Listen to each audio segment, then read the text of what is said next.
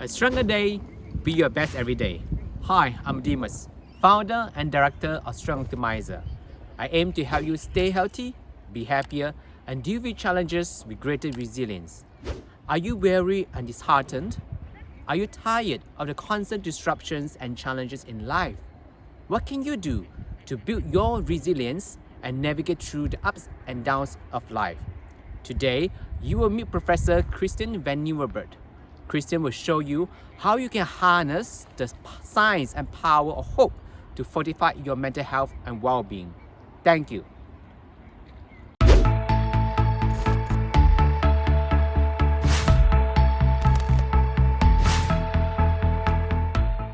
Hi everyone, my name is Demas and I'm the founder and director of Strong Optimizer. Thank you for watching Strong Optimizer, the Science Up Your Wellbeing series. Today we have Professor Christian van Nieuwerburgh joining us all the way from London. Professor Christian is a UK-based executive coach, consultant, author, and academic. He's also the executive director of Growth Coaching International, which is a Sydney-based global coach training provider for the education sector, as well as he's also the professor of coaching and positive psychology at the University of East London. It's so wonderful to have you today, Christian, and how are you doing? Thank you, Demas. It's lovely to be on talking to you. I remember fondly us meeting in Melbourne, so the good old days when we used to travel a little bit. So I'm very much looking forward to having this conversation. I think today I'm good. You know, it's about 10 o'clock here in England. The weather is not too cold, but it's pretty cold. But at least there's a little bit of blue sky, so I'm okay. How about yourself? Yeah, good to know what today in Melbourne we have another so-called heat wave. I think we had about 34, 35 degrees.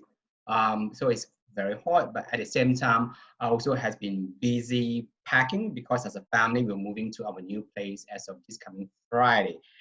So as you can see, my current bedroom is quite bad because everything is in boxes. But in a couple more days' time, we are going to move into our new place, which is marks, I guess, a new beginning for us as a family as well. Oh, what an important moment that is. So good luck with the move, and I hope you settle in comfortably. I do agree, Ademus, those kind of transitions are really important for moments in the family. So I wish you the best with that move. Thank you so much. Thank you so much. And I understand that today, Christian, you're going to share your insight and wisdom with us about hope theory, which is a branch of positive psychology. So I guess that before we dive into hope theory, I'd like to look at the word hope. I mean that the word hope is a common word that we use quite frequently and loosely in our day-to-day language. For example, sometimes we may say that I hope today we have a fine weather, or I hope we get better soon. But I guess that right now the global hope is that I hope this COVID pandemic is going to go away forever, once and for all. I know that for many people, hope is critical in helping to navigate through tough times, but for some other people, hope can perceive as a mere wishful thinking, and it can be quite an abstract concept that's difficult to grasp and measure. So what does the scientific research tell us about hope, Christian? Thanks, Ademus. What a great introduction. So yes, you're right. One of the challenges is that we use the word hope quite loosely in our everyday language. And the examples you gave are excellent. If I say, I hope you have a good move to your new place, which is my intention, what I really mean is I wish that. That's my wish for you. It doesn't capture the scientific concept of hope that we're going to talk about. The other type of hope I want to acknowledge right at the beginning, Ademus, is the faith-based concepts of hope, which are wide-ranging. And I wanted to acknowledge that we can use hope in that religious term as well. And that's an incredibly important source of hope for many billions of people all over the world. So I want to acknowledge there's that type of, I would say, universal hope, kind of a large-scale hope. And then there's the everyday usage of the word hope, which can mean wishful thinking. Now, in order, like you said, hope is central, I would say, to positive psychology. So in order to study hope scientifically, Charles Schneider and Shane Lopez, both at the University of Kansas, looked into this theory. And what they're trying to do is break it down so that we can study it scientifically. And of course, so I want to tell you a little bit about hope theory. And then if it's okay, Adimas, I'd like to talk a bit about my personal journey, because you were saying how hope is important for us during challenging times. So according to Lopez and Schneider, hope theory, one thing that's really important is to have a desired future state. So something that, a point in the future that is positive for us. That's a really important initial concept to have, a desired future state. And then according to the researchers, you need to have two things there: pathways thinking and agency thinking. So once we can imagine a positive future state, and I'm going to give you two examples, I mean, for the listeners, I mean, one is a personal example, and one would be a more professional example. So on the personal example, my small family weren't able to get together over New Year's Eve, which is something we normally like to do. So of course, that, like with many people all over the world who are experiencing similar things, it was disappointing. But for example, as a small family, we've started talking about getting together in the summer instead to celebrate this new year. So we've already selected a date. It's August the 1st. And the idea is, on a personal note, the three of us will get together to celebrate this year, because we didn't have that chance to do it in person. So on a professional level, my professional hope is that as a result of this terrible pandemic, we start to appreciate more the importance of people's well-being alongside our performance. So that's my hope, is that in some way our collective experience of this pandemic will allow us to understand the importance of well-being in professional and personal contexts. So that's my hope. So those are desired future states. And then according to this theory, we need to have pathways thinking. Now, what is pathways thinking? Pathways thinking is the ability to think of different routes towards that desired future state. So the meeting on August the 1st, it's starting to think, well, we might all meet in London. We might all meet somewhere in Europe. We might be able to travel to where my son lives. You know, so it's coming up with what are the different ways that we can all be together somewhere. So that's the pathways thinking. And also on the professional side, what are the ways that, you know, we might be able, as a collective global society, appreciate more the importance of well-being? The pathways would be writing, doing research, talking about it more, webinars like this, us collectively trying to remember the importance of it. So those would be pathways. And the third element, so desired future state, pathways, and then the third element is agency thinking. This is really important for us right now.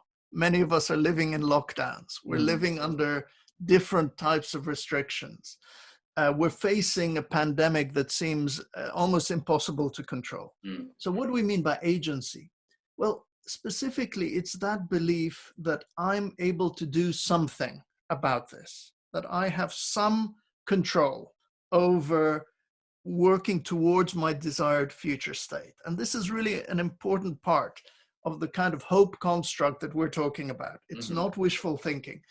And it's the idea of I can do something right now that will increase the chance of that desired future state happening. So according to the researchers, what that means is if we have agency thinking, so if we believe we can have some influence, and we can think of a number of pathways, that increases our hopefulness. All right. And increases in hopefulness increase motivation and engagement, and increased hopefulness, it's suggested, is good for our well-being as well. So it can even make us feel better to be hopeful. Yeah. Final point for me, Adimas, is just so I finish the circle in terms of my personal examples. What does that mean for me, agency, in terms of August the 1st? Because, you know, we don't know how this pandemic's going to go, lots of variables.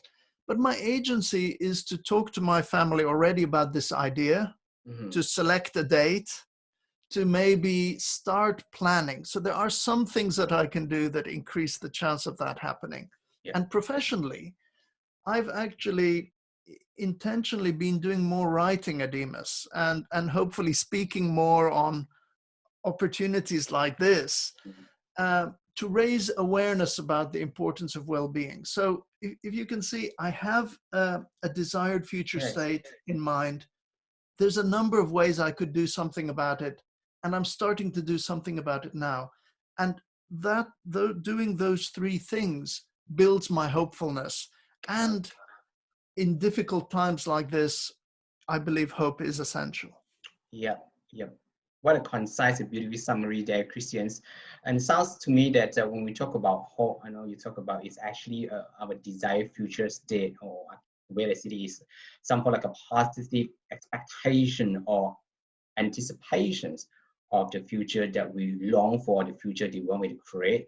And you talk about according to hope theories, the two elements will be the pathway thinking and the agency thinking. The power thinking, sometimes we also use the words as the way power, and then the agency thinking is the willpower, so to speak. And I guess it's very timely right now, especially where a lot of people globally, including myself, a lot of our so-called sense of agencies or even autonomy, ability to influence the shifting has been, I get restricted, well, personally speaking, in a positive sense for the public good. But yet sometimes we think that, I think that, you know, we find it hard to feel hopeful, especially with this fragility or this uncertainty of pandemic situations. Like, for example, when I look at the news every day, if the cases is down, yes, I'm feeling more hopeful. If the cases is up, then I feel a little bit less hopeful. If I know that the vaccine is just around the corner, I'm feeling more hopeful as well.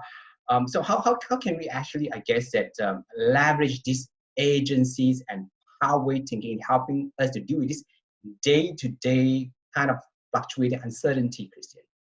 That's a great question, Adimas. And, you know, I think the really interesting thing in this pandemic is people like you and I and your network, we're thinking about these things. We want to support others, and we're experiencing this ourselves, exactly as you say. So we're all in this together, experiencing exactly what you talked about. And so, you know, there's a big risk to hopelessness, which is the absence of hope.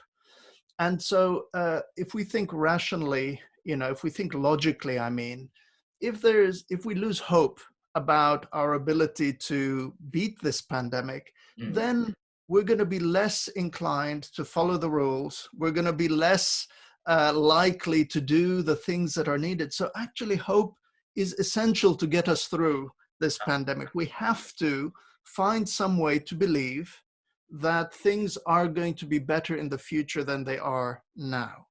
And I think, so that's one thing. So what can we do? What's our agency? So, for example, in England, I'm in our third national lockdown, and there's many things that I cannot do. You know, it would be not following the guidelines if I did certain things.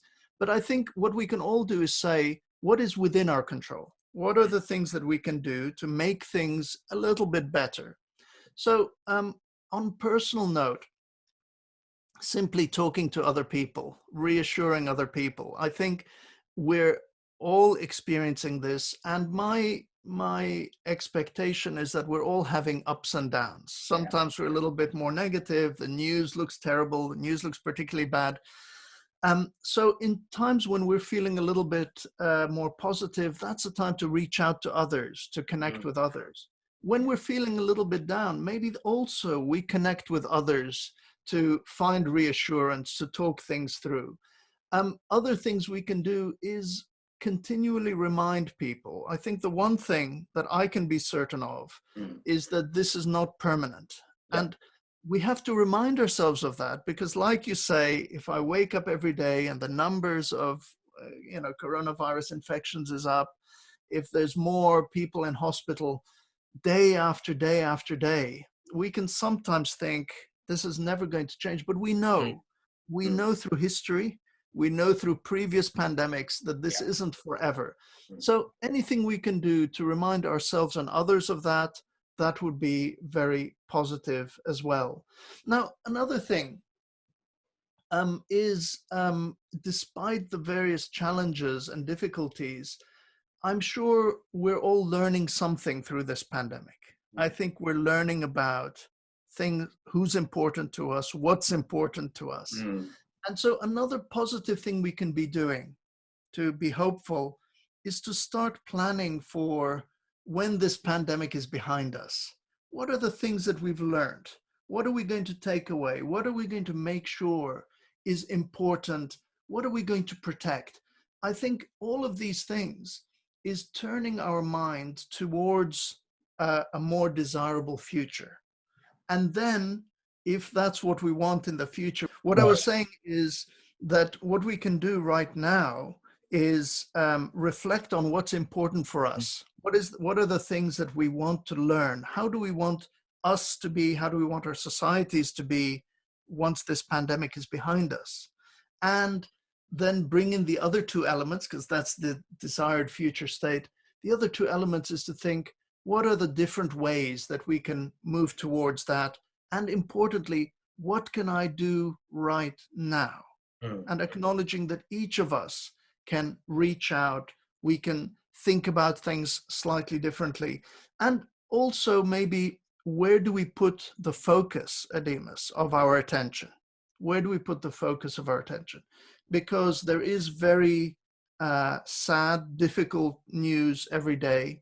And like you said, there are glimmers of hope, such as the vaccine rollout, such as seeing the incredible work that our frontline staff are doing, the work that doctors, nurses, ambulance drivers, educators, people who work in supermarkets. Actually, we're seeing some of the best of humans right now, what's best about humans. We're seeing glimpses of that. So maybe doing some focusing on that. And a final thing we can do right now is to be compassionate to ourselves and others. Ourselves also, to say, if we're not feeling that great, if we're concerned, if we're up at night sometimes, that's okay, that's normal. We're in the face of a global pandemic. But also, I would say, a brilliant opportunity to be even more compassionate and kind to others today, because they're going through very difficult times. So do you see that if our wish is for something, our hope, we have a hope that things will be better after the pandemic, there's actually things we can be doing now to create that hopefulness. Absolutely, absolutely. So it sounds like hope theory, or when we talk about hope, is very much not just present oriented, but also future oriented. It's a firm belief. One of my favorite short phrases is, "These two shall pass." And with the firm belief that these two shall pass, then it gives a sense of motivation, as you mentioned earlier, and the agency to know, hey, I may not be the scientist, unless you are, to come up with the vaccines, but certainly there are so many acts of kindness, acts of compassion that I can demonstrate to my friends, family, neighbors, to the frontliners, especially where we can see there's so many needs locally and globally. So one way to help us to actually, I guess, that shift from the sense of hopelessness, which can be pretty much self-focused or self-pity, to what can I do to be, if I may use the word, blessing for someone today? What kind of acts of kindness can I demonstrate? What are the things that I'll be able to incrementally do within my circles of influence? Absolutely. And a perfect example of agency. There is something we can do, and it's good for us as well. That's the beauty of what you talked about now. By, acts of kindness on others, by checking in on our neighbors, by being compassionate to the frontline workers, by being understanding, being more flexible. I think all of these things, we're playing our part in moving towards the kind of more compassionate society that is my dream. I'd love it if, as a result of this terrible event that we've all experienced, we collectively learn something. And the things that we can learn about is what's best about being human. I think there's something we can learn about that. There's other things we can learn about compassion. Many of us right now, as you know, Ademus, are facing severe restrictions. We've got questions maybe about where we're going to get our medical care. We've got questions about the education of our children. Now, this is experienced by many of us right now, but even before the pandemic, this was the reality for many millions of people all over the world, in different parts of the world. So, for example, everybody going through this may make us more compassionate to the plight of others who are experiencing similar situations, even when there isn't a pandemic. So, yeah, exactly. I think right now we can be doing something already. And the things we can be doing, even us taking time to think, reflect. What's important for us? What are our values? As you said before we started this interview, Ademus, it does give us a chance to ask some of those existential questions about what am I here to do? How do I see the world? What's important? And this might be an opportunity because in my case, Ademus, before the pandemic, I was so busy traveling, working. I had very little time to sit and just reflect. I think some of us may have more time to do that now. Yeah, absolutely, absolutely. I guess that whenever it comes to crisis, the thing that it is always opportunities that we can actually leverage, that we can actually use, because no matter how much we hope, so to speak, at this point in time, the pandemic is not going to go away in the next 24 hours. Having said that, I guess it's just having that firm belief, which is the way that I see how the hope theory is both cognition, which is pretty much based on how we think, how we explain events, as well as actions, what I can do every day to increase my sense of agency and to create as many pathways, as many options, possibility as possible. Exactly. And as we do that, the beauty of this is that we become more hopeful. Every little step we take, every incremental change we make, the change in mindset, as we start to see these things develop, it can build our hopefulness. And the other great thing about hopefulness, in my personal experience, is that it's contagious, Ademus. As we see people around us being more hopeful and saying, you know what, I can see that we are going to somehow come through this. I think as we see that, more and more people becoming hopeful, it is contagious. So even if each individual works hard at their own hope, by being more hopeful, we're helping others around us to be more hopeful. Yeah, absolutely. And I guess that when we talk about hope, I'm just wondering, and Christian, are there any downsides of hope? Is this something like this, too much hope, I think with everything, we have to be careful and cautious. We have to pay attention to possible downsides. So for me, hope is, the only downside is that we consider it to be wishful thinking in relation to hope. For me, the experience of hope itself is a positive thing. So I would encourage us to become more hopeful and to support others to be hopeful. And I think each one of us can play a part in that. The bit that we have to be cautious about is probably a related concept of optimism. Yes. So optimism is the belief that things will turn out well, even when maybe there isn't enough evidence to support it. Okay. So one of the things we need to be careful about is excessive optimism. And I feel that it's okay for me to talk about this because I'm an excessive optimist. You know, I'm incredibly optimistic. But in crisis situations, like you talked about, in situations where there is danger of death in this case, excessive optimism is actually unhelpful. So what I mean by that is if I'm excessively optimistic, I would probably think, oh, if I invite my neighbor to my house, it's going to be fine. You know, they're not going to have COVID. They're not going to be infected. Or I might think, yeah, doesn't matter if I get in an airplane, I should be okay. So just the one thing for us to watch out for is excessive optimism. In times of danger, it can be risky. So what can very high optimists do is just to always check. So whatever your perception is about level of risk, just check in and say, how do I know this? What makes me think that I won't catch COVID, for example?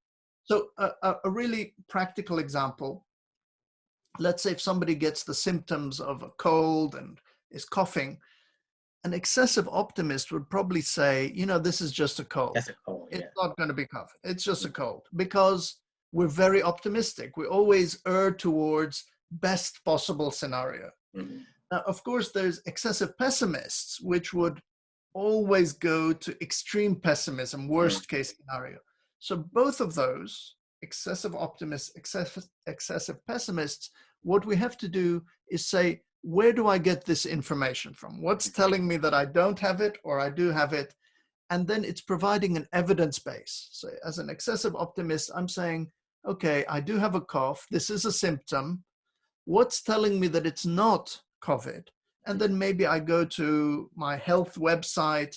I read up about the symptoms.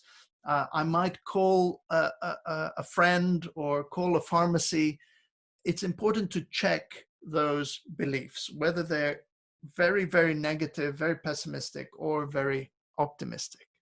So we call having a reality check, getting access to the up-to-date and accurate information. Exactly. And exactly. Say, where is there up-to-date and accurate information that I can access just to check? Because maybe it isn't. Maybe I haven't got it.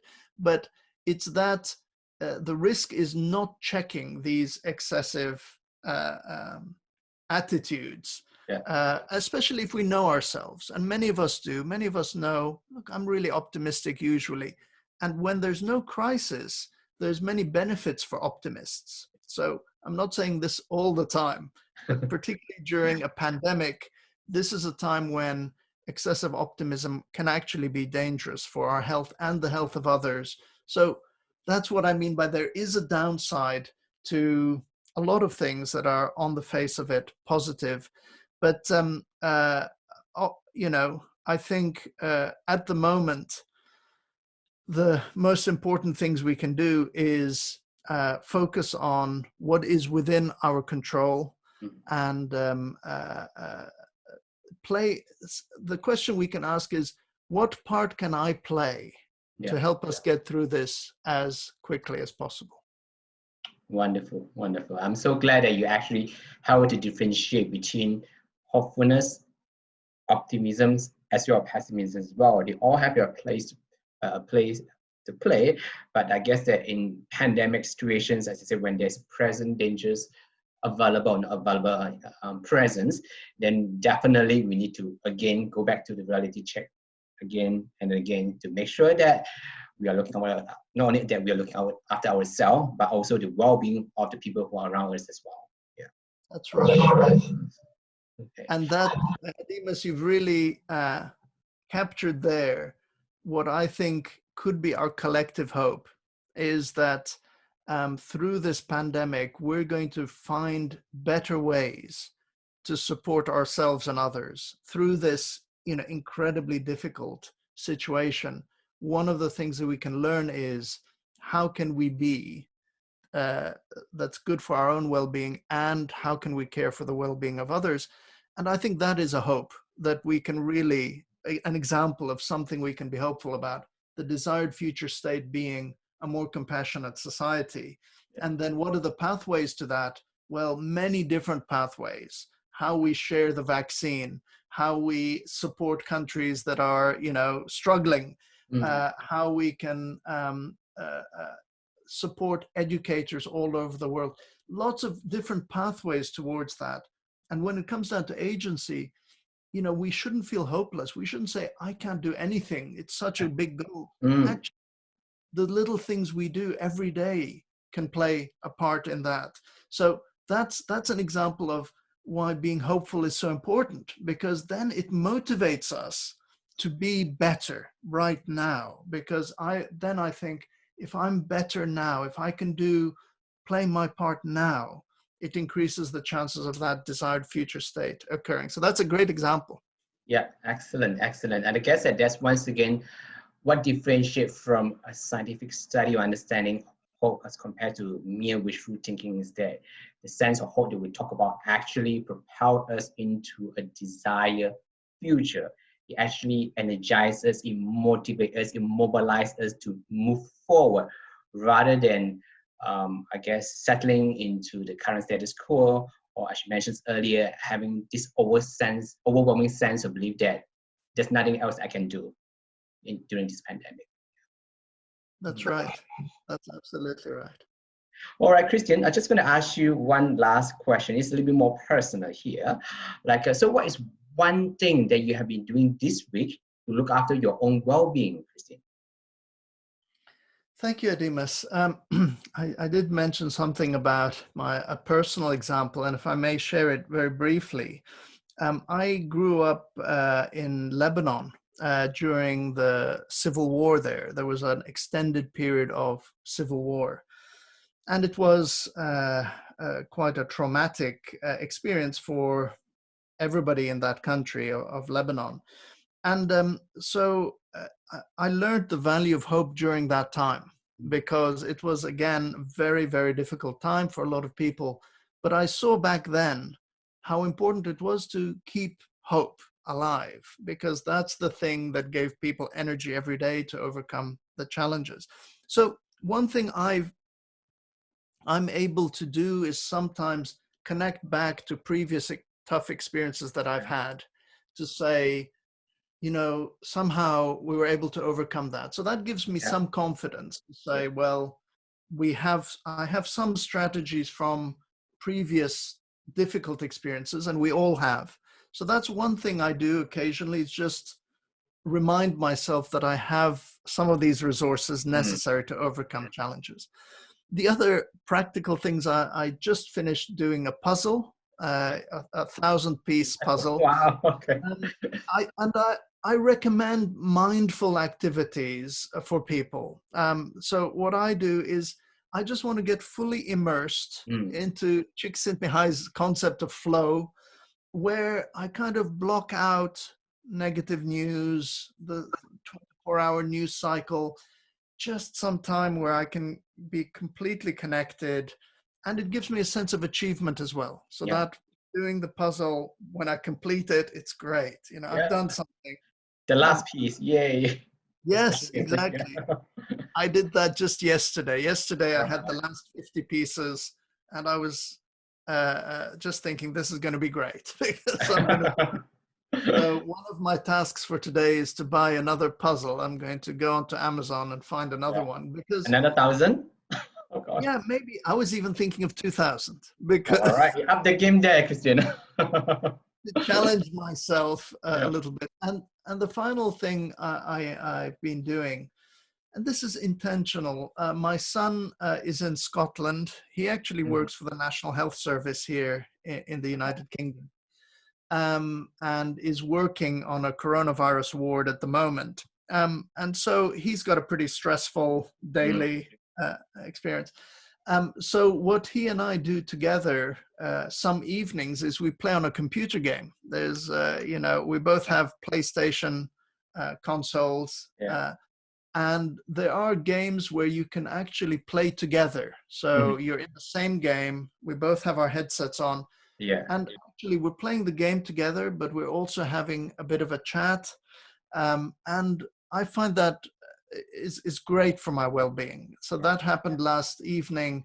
And I felt, first of all, we were doing something fun together. We weren't just talking about how difficult things are. We were doing something fun together. But while doing it, we were just having some small conversation. So again, bigger picture, one of the things that's really important for all of us is investing in our relationships and making sure we have positive relationships and or build positive relationships during this time.